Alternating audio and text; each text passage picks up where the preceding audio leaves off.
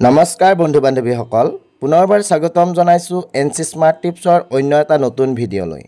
আজিৰ ভিডিঅ'ত আমি আলোচনা কৰিম 2025 চনৰ দ্বিতীয় আৰু শেষৰ সূৰ্যগ্ৰহণৰ বিষয়ে। এই গ্ৰহণ কেতিয়া লাগিব, ক'ত দেখা যাব আৰু ভাৰতত ইয়াৰ প্ৰভাৱ থাকিব নে নাই, এই সকলো তথ্য আমি আজি এই ভিডিঅ'ত আলোচনা কৰিম। প্ৰিয় বন্ধু বান্ধৱীসকল, 2025 চনত মুঠতে দুটা সূৰ্যগ্ৰহণ লাগিছে।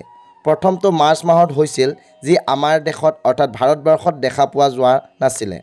আজি আমি যিটো বিষয়ে আলোচনা কৰিম সেইটো হৈছে 21 ছেপ্টেম্বৰ ৰাতি আৰু 22 ছেপ্টেম্বৰ পুৱাৰ মাজত লাগিবলগীয়া সূৰ্যগ্ৰহণ। এই দিনটো হিন্দু ধৰ্মত অত্যন্ত গুৰুত্বপূৰ্ণ, কাৰণ এই দিনটো সৰ্বপিতৃ অমাৱস্যা আৰু তাৰ পাছদিনাই আৰম্ভ হ'ব শাৰদীয় নৱৰাত্ৰি। ভাৰতীয় সময় অনুসাৰে 2025 বৰ্ষৰ দ্বিতীয়টো সূৰ্যগ্ৰহণ আৰম্ভ হ'ব 21 ছেপ্টেম্বৰৰ ৰাতি 10:59 আৰু ইয়াৰ মধ্যকাল হ'ব ৰাতি 1:11। সমাপ্ত হ'ব 22 ছেপ্টেম্বৰৰ পুৱা 3:25, অৰ্থাৎ গ্ৰহণটো মুঠ 4 ঘণ্টা 24 মিনিট চলি থাকিব। বন্ধু বান্ধৱীসকল, এই গ্ৰহণ আংশিক সূৰ্যগ্ৰহণ হ'ব। ই দক্ষিণ গোলাৰ্ধৰ দেশবোৰত দেখা যাব, বিশেষকৈ নিউজিলেণ্ড, এণ্টাৰ্কটিকা আৰু প্ৰশান্ত মহাসাগৰৰ অঞ্চলত। নিউজিলেণ্ডত সূৰ্য প্ৰায় 80% আৱৰি থকা দেখা পোৱা যাব। কিন্তু ভাৰতত এই গ্ৰহণ দেখা পোৱা নাযাব, কাৰণ ই ৰাতিৰ সময়ত লাগিব।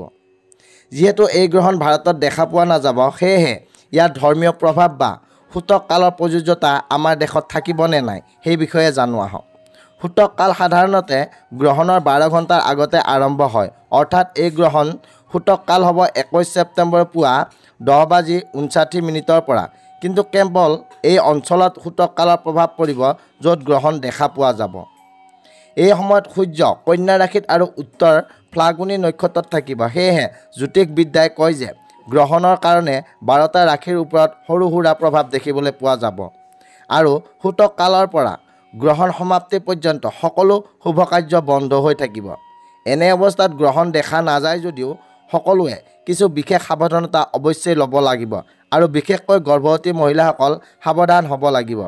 যেনে এইবাৰ গ্ৰহণৰ সময়ত আপুনি সূৰ্য দেৱতা সম্বন্ধীয় মন্ত্ৰ উচ্চাৰণ কৰিব পাৰে বা নিজৰ ধৰ্মৰ কোনো পবিত্ৰ গ্ৰন্থ এই সময়ত পঢ়িব পাৰে।